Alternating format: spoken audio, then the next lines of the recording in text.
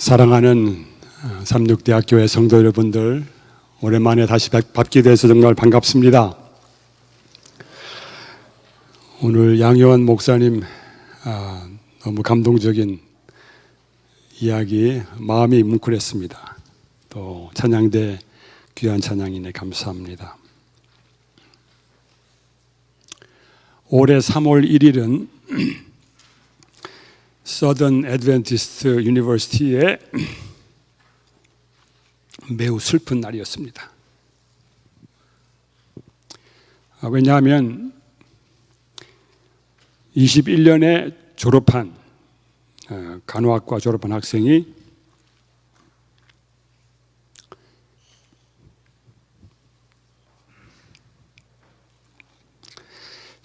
선교사로 나갔는데 비행기가 추락했어요. 행방불명이 됐습니다. 애드벤티스트 볼런티어 미션에서 많은 사람들이 나가서 또 그 지역에 있는 많은 어선들이 나가서 사사지 뒤지고 또 필리핀 해군이 뒤지고 미군 해군이 뒤지고 했는데 못 찾았습니다. 신발 한 짝 찾았습니다. 제가 그 사진을 보니까 낯익은 학생이에요. 분명히 제 수업을 들은 학생 같았어요. 그래서 조사해 봤더니 19년도 겨울 학기에 제 기독교 교리 수업을 받은 학생이었어요. 제가 기록을 봤더니 최고 점수를 받은 학생이었어요. 그런데 이 학생이 졸업을 하고 월급을 많이 주는 병원에 취직하지 않았습니다. 월급이 거의 없는 애드벤티스트 프론티어 미션에 가입해서 필리핀의 팔라완 섬 거기서 환자들을 돌보고 있었습니다. 그날 조종사 다니엘 루와 환자를 하나 싣고 또 다른 도우미와 함께 이제 환자를 수송하고 있었는데 악천후로 인해서 비행기가 추락하게 된 것입니다. 온 학교는 이 동문을 위해서 애도하였습니다. 그런데 놀라운 일은 학생들 중에 나도 그 뒤를 가겠다는 사람들이 나타났습니다. 얼마나 아름다운 소식이었는지 모릅니다. Southern Adventist University는 해마다 4월 말이 되면 금요일 저녁 한 예배가 선교소로 나갈 학생들을 하나님께 헌신하는 그런 예배를 드립니다. 제가 한국으로 나오기 직전 금요일 저녁에 저도 그 예배에 갔습니다. 신학교를 졸업하고 목회로 나간 학생들, 또 여름 동안에 전도회 강사로 나간 학생들, 그리고 신학과 아니더라도 일반 학과 학생들 가운데 전도회 강사로 나간 학생들, 또 1년 동안 해외 학생 선교사로 나가는 학생들, 100명 이상의 학생들이 그날 함께 헌신하는 그런 순서였습니다. 저는 5년, 6년 전에 그곳에 가서 제일 첫 번째 그 금요일 날, 그 행사하는 금요일 날 가서 너무 감동을 받았어요. 그때는 그 학생 선교사로 나간 학생이 100명이 됐어요. 1년 동안. 저는 제가 섬기고 있는 소던 대학의 힘은 거기서 나온다고 봅니다. 복음을 위하여 떠나는 것이죠. 오늘 저는 여러분과 함께 사도행전 8장 1절의 말씀을 함께 읽고 싶습니다. 그날에 예루살렘에 있는 교회에 큰 핍박이 나서 사도 외에는 다 유대와 사마리아와 모든 땅으로 흩어지니라.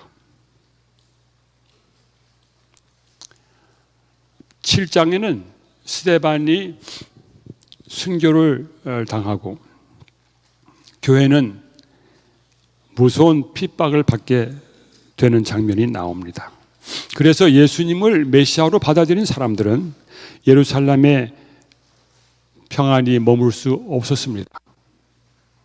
그런데 만약에 그들이 어떤 선택을 하면 도망가지 않고 핍박받지 않고 그곳에 살 수 있었습니다. 그 단 하나의 조건은 뭐냐? 예수를 그리스도로 시인하지 않고 예수를 부인하면 예루살렘에서 평안히 살 수 있었습니다. 그러나 그들은 그 진리를 부인할 수 없었습니다. 그래서 핍박을 피하여 흩어졌습니다. 도대체 그들이 무엇을 믿었기 때문에, 무엇을 믿었길래 그들은 죽음과 핍박을 두려워하지 않고 그렇게 살았습니까? 그들은 예수님의 보혈을 믿었습니다. 그들은 예수님의 죽음이 그들에게 새 생명을 주었다는 것을 믿었습니다. 그리스도의 죽음과 그 피로 죄 사함이 그들에게 이르러 왔음을 믿었고 부활의 이야기는 영생의 약속으로 들려왔습니다. 그들은 그 놀라운 진리를 부인할 수 없었습니다. 증인들이 전하여 준 그 복음의 말씀으로 놀라운 변화를 경험한 그 사람들은 믿음을 부인하고 예루살렘에서 편안히 쉴 수 없었습니다. 여러분이 잘 아시다시피 사도행전 1장 8절에 지금 제가 먼저 읽은 성경절은 8장 1절이에요. 지금 제가 말씀드리는 것은 1장 8절이에요. 이 성경절에 보면은 예수님께서 성령이 임하시면 권능을 받고 예루살렘과 온 유대와 사마리아와 땅끝까지 이르러 내 증인이 되리라고 말씀하셨습니다. 그런데도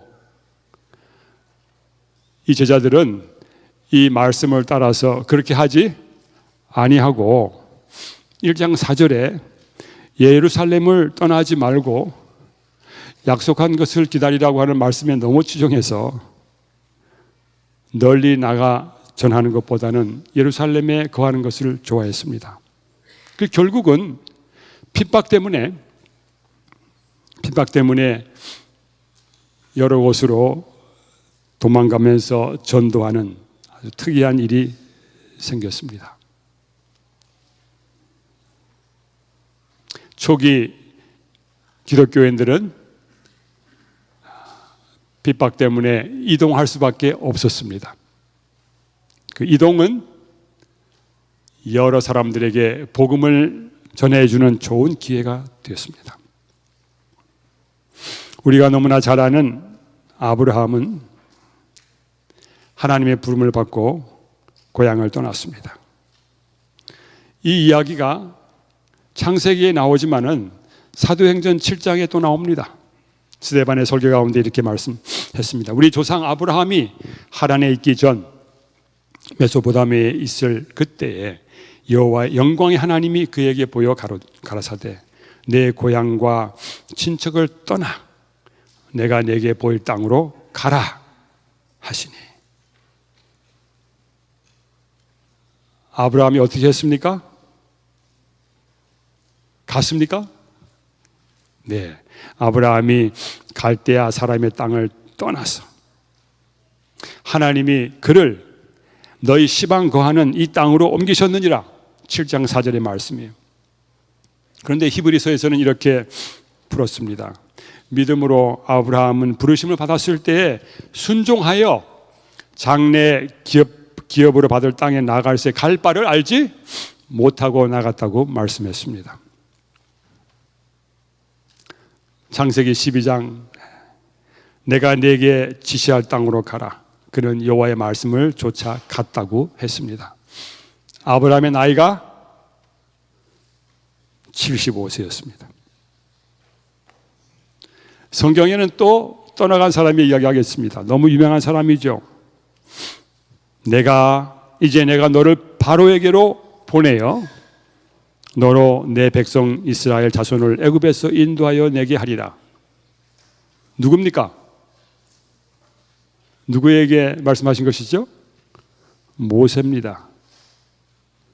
그래서 모세는 하나님 말씀을 따라서 애굽 땅으로 돌아갔습니다. 출애굽기 4장 20절에 보면 모세가 그 아내와 아들들을 나귀에 태우고 애굽으로 돌아가는데 하나님의 지팡이를 손에 잡았더라. 모세는 미디안 광야에서 몇 년을 살았습니까? 40년을 살았습니다. 나이가 몇 살이었습니까? 80세였습니다. 80세면 이사하기가 너무 늙었죠? 그런데 그는 80세에 다시 이민을 하게 됐습니다. 또 한 사람의 이야기가 있습니다.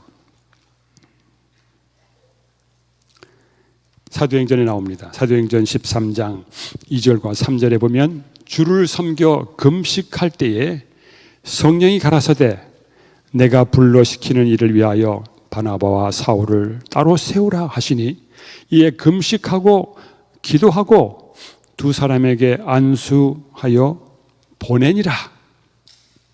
그리고 두 사람이 성령의 보내심을 받아 실루기아에 내려가 거기서 배 타고 구브로로 갔다고 했습니다. 그리고 사도행전은 그 후에 사도 바울이 어떤 여행을 했는지 자세하게 우리에게 알려주고 있습니다. 움직이고 또 움직였습니다. 자, 제가 여러분에게 성경에 나오는 네 이야기를 들려드렸는데 뭐로 연결됩니까?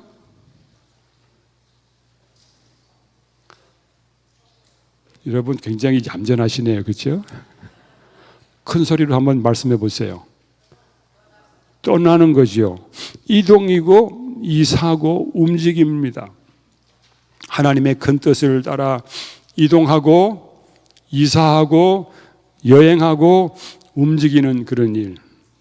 구약에도 있었고 신약에도 있었습니다. 그런데 그것은 성경에만 나오는 이야기가 아닙니다. 우리 재림교회 역사에 그런 스토리가 많이 있습니다. 저는 서던대학에 가서 계속해서 애드벤티스트 헤리티지라고 하는 과목을 가르치고 있습니다. 그 과목은 우리 교회 역사와 엘렌 G 화이트에 관한 과목인데 제가 미국에 가서 그 과목 공부를 제일 많이 하고 있어요. 그리고 수많은 사람들의 전기를 읽고 있어요. 재림교인 전기들. 제가 미국에 가 있으면서 저한테 가장 큰 플러스가 되는 게 뭐냐면은 이 재림 신도들이 어떻게 살았는지에 대해서 정말 자세히 알 수 있는 상당히 많은 책들을 접하게 됐습니다. 아마 이분은 여러분 아실 거예요. 여러분 아시는 분부터 시작하려고 그래요. 에브럼 라루 들어보셨어요? 문서전도 하시는 분들은 항상 이분은 문서전도인의 아버지같이 그렇게 소개가 됩니다. 이분은 원래 금광에 가서 금을 채굴하던 분이었어요. 나중에는 좀 어렵게 돼서 목동이 됐습니다. 그런데 그 목동으로 살다가 안식일 기별을 받아들이게 됐고 그 복음 때문에 나는 가만히 있을 수 없다. 그래서 중국으로 가겠다고 그랬습니다. 대총회에다가 좀 보내달라고 그랬어요. 그런데 대총회에서 too old. 당신 너무 늙어서 안 된다고. 그러나 그는 좌절하지 않고 갔습니다. 그래서 태평양의 섬으로 갔고 그가 힐스버그 대학에서 지금 말하면 퍼시픽 칼리지인데 거기서 1년 공부하고 호놀룰루에 가서 문서전도 하다가 1888년에 홍콩에 왔어요.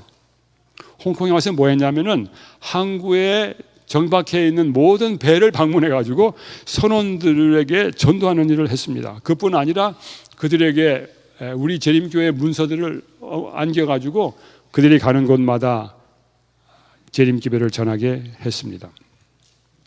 그뿐 아니라 그는 상하이, 일본, 보르네오, 자바, 실론, 사라박, 싱가포르, 팔레스틴, 레바논 등등 여러 지역을 다니면서 전도를 했습니다. 그리고 마지막 홍콩에서 죽었고 거기에 묻혔습니다.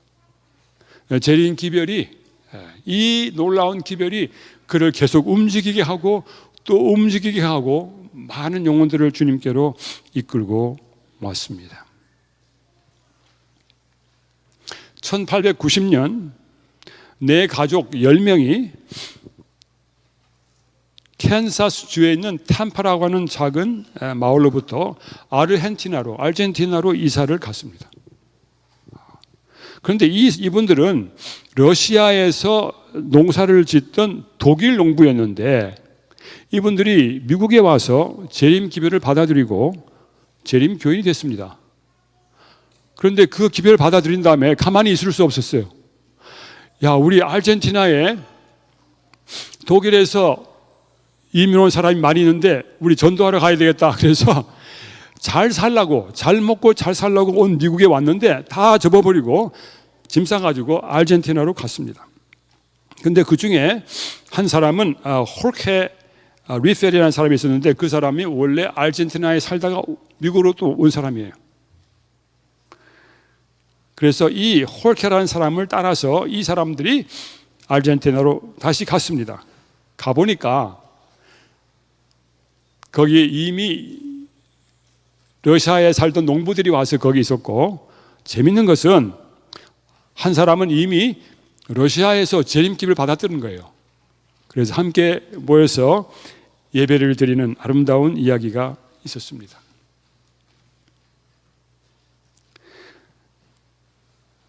또 한 사람의 이름은 Theodore Anthony라는 사람이었어요. 이분은 혈통은 그리스 사람이었는데 국적은 터키고 투르키예, 그렇죠? 투르키예 말을 하는 사람이었습니다. 그런데 1888년에 그가 미국에 이사 온 지 얼마 안 돼가지고 캘리포니아에서 재림교인이 됐습니다. 여러분, 그 19세기에 유럽에 있는 상당히 많은 사람들이 잘 살기 위해서 미국으로 왔어요. 그런데 그가 재림 기별을 받아들인 다음에 너무 감동받아가지고 나 혼자 잘 먹고 잘 사는 거 그거 안 되겠다. 사업을 정리하고 자기 돈으로 터키로 돌아갔습니다. 그 이듬해 1889년에. 그래서 터키에 가서 신발 만드는 것으로 생계를 유지하면서 복음을 전했습니다. 그는 거기서 반대와 투옥을 여러 번 경험했습니다. 특별히 그곳에 있는 기독교인들이 엄청나게 반대했습니다.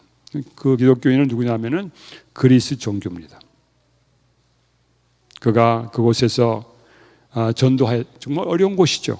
전도해서 그가 전도한 사람 중 한 사람은 훌륭한 목회자가 되었습니다. 또 한 사람 이름은 존 고트리프 매티슨이라는 사람입니다. 이 사람은 1835년에 출생했는데 그 가족들이 미국으로 이민하게 됐습니다. 이건 덴마크 사람이에요. 그 유럽에서 이사한 사람들은요, 미국에 가면은 꼭 자기가 살던 동네 이름을 갖다 붙여요. 뉴욕, 뉴 암스테르담. 이 사람들 덴마크에서 왔다고 자기 동네 이름이 뉴 덴마크. 위스콘신이라고 하는 주에 자기들 터전을 마련하고 거기 살았는데, 이 사람이 매티스라고 하는 사람이 젊었을 때 회심을 경험하게 됐어요. 물론 대부분의 덴마크 사람들은 그 루터교 사람들이에요. 그런데 정말 예수님을 만나게 됐고, 회심을 경험한 다음에 그가 그 받은 그 복음을 사람들에게 그냥 전하게 됐어요. 그런데 사람들이 자기의 설교에 반응을 잘하는 것입니다. 결국 그는 1860년에 침례교 세미나리에 들어갔고, 그리고 침례교의 목사가 됐습니다. 그런데 목사가 된 지 1년 안에 재림 기별을 받아들이게 됐습니다. 그래서 자기가 이런 기별을 받았다고 교인들이 알렸더니 참으로 놀라운 일이 생겼어요. 교인들이 말하기를, 목사님, 우리를 떠나지 마시고 재림교회가 무엇을 가르치는지 우리에게 말씀해 주십시오. 그래서 6개월 동안 그들에게 재림기별을 전했습니다. 그래서 한 명을 제외하고 모든 교인들이 재림 신앙으로 그들의 믿음을 바꾸게 되었습니다. 그거는 하나님의 사랑을 강조하는 목사였습니다.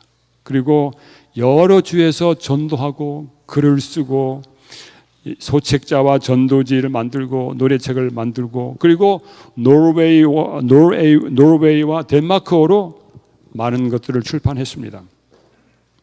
그가 만든 잡지들이 스칸디나비아로 전달됐고, 결국은 1877년 대총회는 그를 스칸디나비아로 보냈습니다.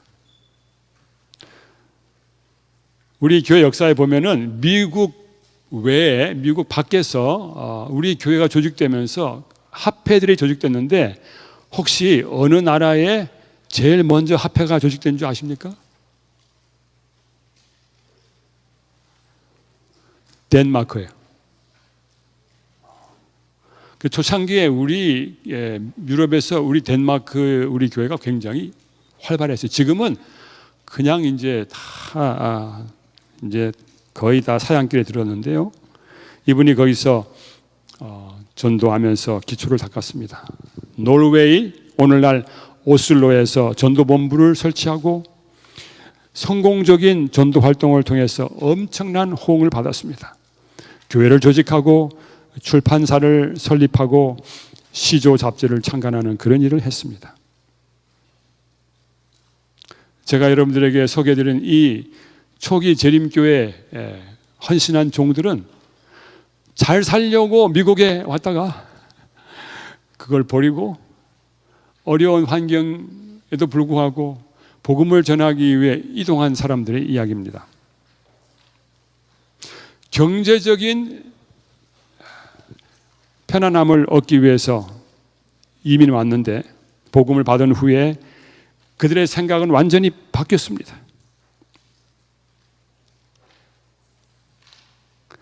여러분과 제게 다가온 이 복음은 우리 속에서 어떠한 역사를 이루었습니까? 우리 속에서 이기심을 몰아냈습니까? 아니면 그 복음이 우리 속에서 우리의 이기심과 결합하였습니까? 이분들은 셋째 천사의 기별을 받고 그들의 삶의 목적이 바뀌고 그들의 목표가 바뀌었습니다. 우리가 받은 이 영원한 기별은 무엇입니까? 1세기에 사람들이 받았던 그 기별과 동일한 것입니다. 무엇이 그들의 영적 DNA를 자극했습니까? 예수께서 죽은 자 가운데서 살아나신 그 사건과 그 사건의 이야기가 사람들에게 놀라운 감동을 주었습니다. 바로 그것이 복음이었습니다. 그보다 더 큰 복음은 바로 그분이 하나님의 아들이시라는 소식이었습니다. 그 당시에 부패한 사제들과는 다른, 그들과 달리 예수님은 온전하고 순결한 하늘의 제사장이라고 하는 기별이었습니다. 우리가 받은 세천사의 기별, 그 기별도 그거와 같은 뜻이 상통하는 기별입니다. 이 부패한 종교계에서 흠없는 하늘 대제사장을 믿는 그 진리를 우리가 받았습니다.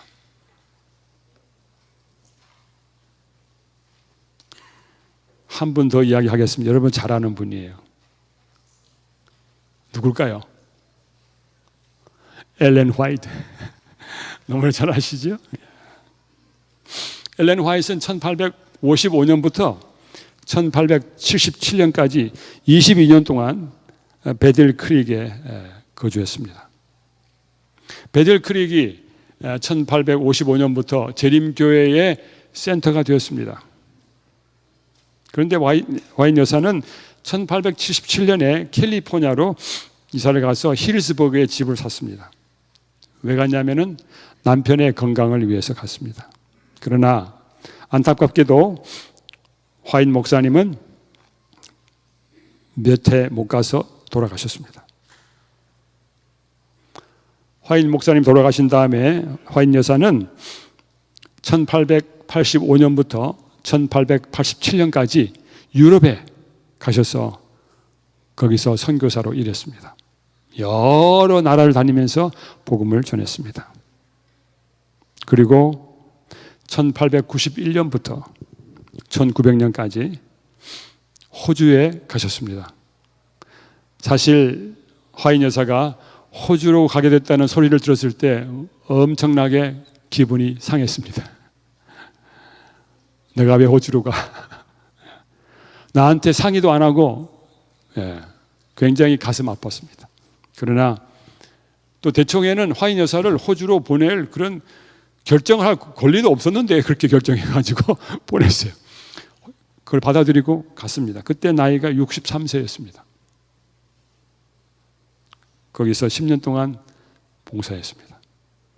그리고 화인 여사는 사실 미국으로 돌아가지 않고 호주에서 뼈를 묻을 생각을 했습니다. 그러나 하나님의 섭리 가운데 다시 미국으로 돌아오셨는데 이렇게 나이가 지긋해서도 하나님의 복음을 위하여 이사를 하고 이동을 하였습니다. 우리 재림교회 우리가 뭐라고 하냐면 Great Advent Movement라고 그래요. 무슨 말이죠? 위대한 재림 운동이죠, 그렇죠? 근데 무브먼트라고 하는 말 가운데는 또 모두 포함되어 있어요. 운동뿐 아니라 뭐예요? 이동도 포함되어 있어요. 이동. 제가 사람들을 만나서 이렇게 이야기하다 보면은 저를 보고 어디서 왔네요. 그럼 제가 나 복잡하다. 그래서 제가 어디 다녔는지 얘기를 쭉 하면요, 뭐라는 줄 알아요? Indeed, the Great Advent Movement. 네가 진짜 온 세계를 정말 많이 돌아다녔구나. 그 이야기를 하는 거예요. 재림교인들은 예수 그리스도의 재림을 기다리는 백성들이에요.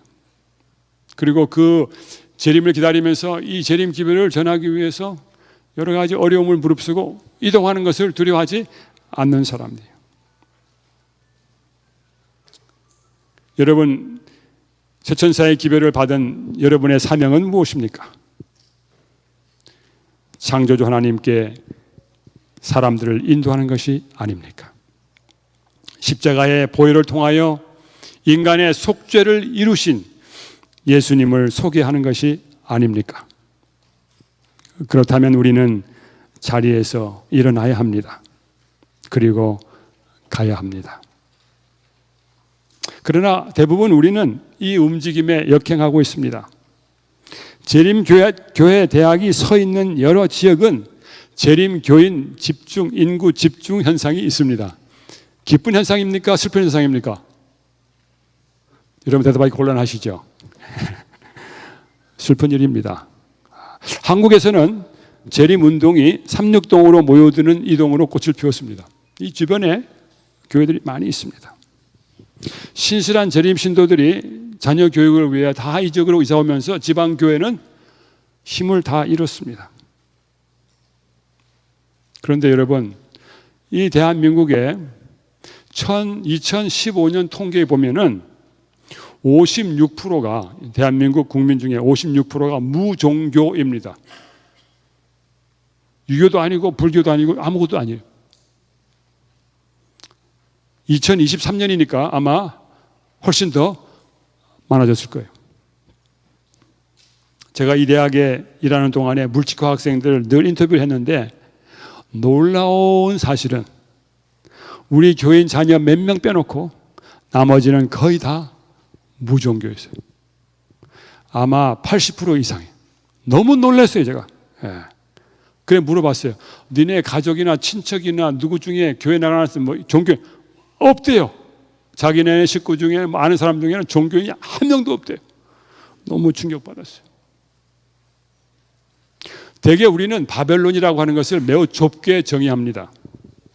기독교는 기독교인데 성경을 왜곡하는 교회들을 바벨론이라고 정의했습니다. 그러나 일반 기독교의 성경 왜곡만이 바벨론이 아니고 온 세상이 바벨론의 영향 속에 있습니다. 우리의 사명은 창조주를 모르는 모든 사람들을 우리의 대화 상대로 삼는 것입니다. 이제는 이 아름다운 강토에 셋째 천사의 기별의 나무를 심기 위해 최대한 위대한 재림교회 이동이 필요한 때입니다.